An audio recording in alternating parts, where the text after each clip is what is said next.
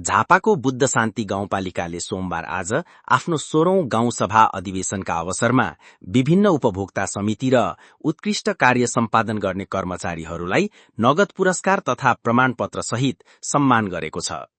गाउँपालिकाले विकास निर्माणमा महत्वपूर्ण योगदान पुर्याउने उपभोक्ता समिति तथा निष्ठापूर्वक सेवा गर्ने कर्मचारीहरूको उच्च मूल्याङ्कन गर्दै सम्मान गरेको हो।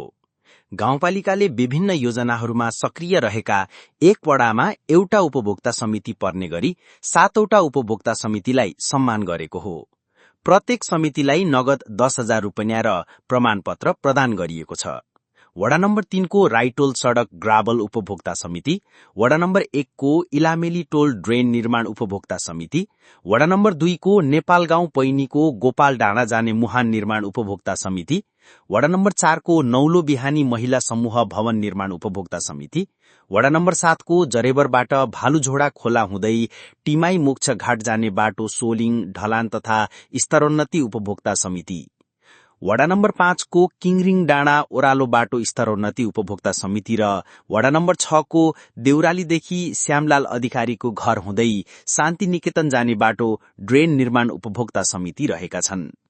गाउँपालिकामा उत्कृष्ट कार्य सम्पादन गर्ने 7 जना कर्मचारीहरूलाई पनि सोही अवसरमा सम्मान गरिएको छ।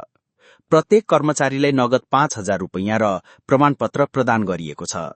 सम्मानित हुने कर्मचारीहरूमा भागीरथा न्युपाने, बुद्ध शान्ति अस्पतालका medical superintendent doctor Sumesh Chaudhary, वडा नम्बर 7 की वडा सचिव Mamata Rijal, sub engineer Sanjay Dahal, field सहायक दुर्गा सापकोटा, सवारी चालक परशुराम ढकाल, सामाजिक विकास शाखाका जयप्रकाश खाती र सरसफाई कर्मी अजय मरिक रहेका छन्।